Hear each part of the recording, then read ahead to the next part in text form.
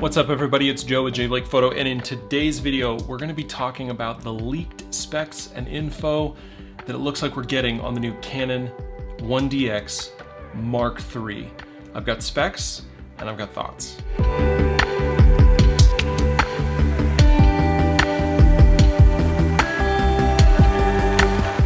So I'd be remiss if I didn't mention that this is not my first video about the 1DX Mark III. In fact, I think I've got at least two others. One devoted just to the 1DX and another on Canon cameras coming out in 2019, or at least what we expected in 2019.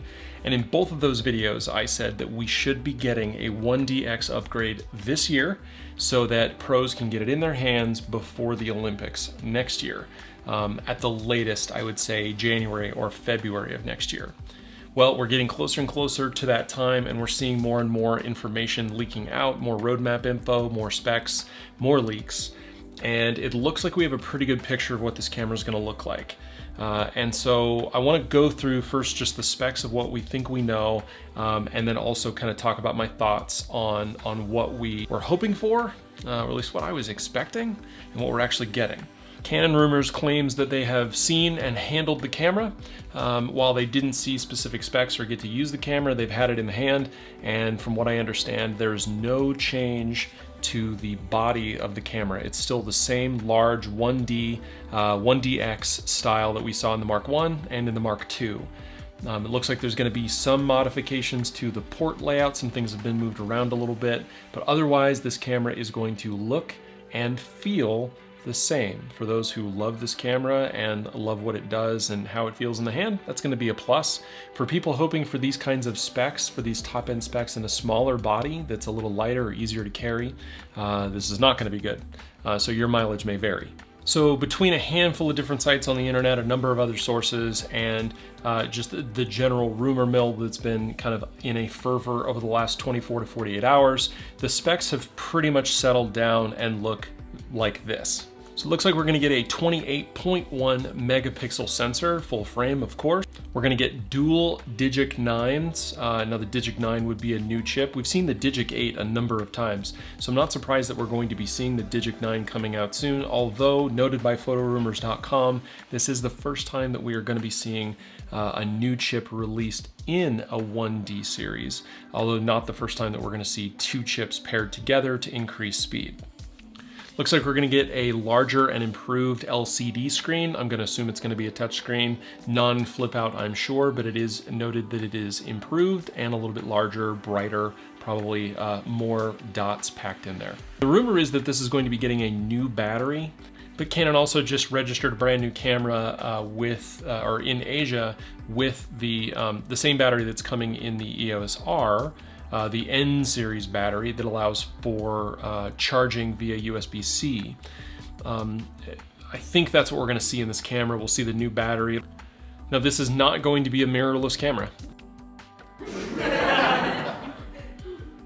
So we're going to get a standard optical viewfinder, although it seems that there's going to be some new information that they're going to be able to display in it. I don't know. Maybe they're going to put a histogram on it. Be nice if they could get it to flip when you turn the camera. I don't know. An optical viewfinder, it's just, I mean, at this point, they really need to be pushing in the mirrorless direction and going with an EVF. Since this won't be a mirrorless camera, we're going to be getting an autofocus system. It won't have the 4,000 or 5,000 autofocus points that you have in the EOS R and the EOS RP.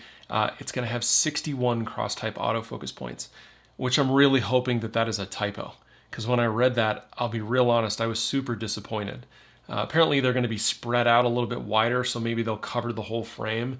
But man, that is just, I don't know how they get away with that, to be honest. I don't know. One thing it will inherit probably from the EOS R is going to be that LCD on the top. So you'll get that new LCD screen, which is nice because the one that they've been putting on the cameras for quite a few years is getting a little old in the tooth. It's time to give us more information, the higher resolution screen on the top. Now with those dual Digic 9 processors, it looks like we're going to get up to 30 frames per second. I don't know how long that's going to go for, and I don't know if that's going to be in single shot or in continuous AF or AI. We'll have to see, but that's a decent number. That's 3 times what I can do now. So that's really impressive, and hopefully that'll work in multiple focusing modes.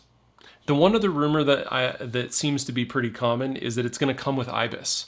I'm 50-50 on this. That would be great if they did it. And I would expect them to do it in only their top-end camera to start with, so that they can charge as much as possible to pay for it. But I'm not sure if it's true. Again, I'm on the fence about it. I don't know if they would throw IBIS into a non-mirrorless camera right away.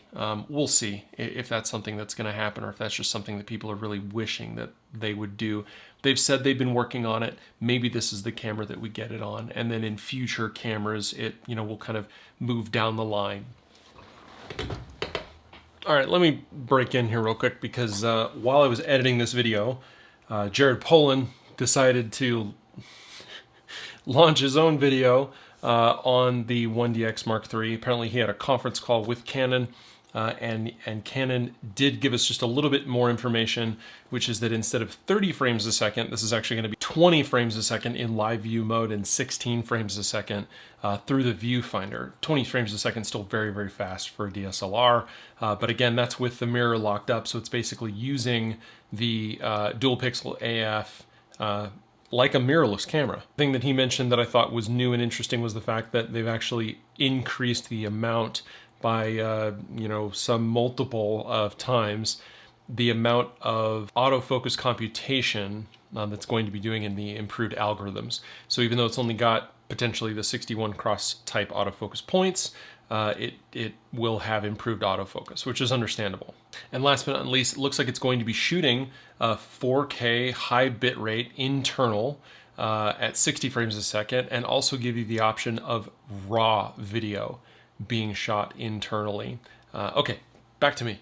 So those are the specs. We're probably going to get a price point somewhere between $4,000 and $6,000, and I'll be real honest, I am super underwhelmed with a standard DSLR with a 28 megapixel sensor, 61 autofocus points, no EVF, and it's going to cost $5,000.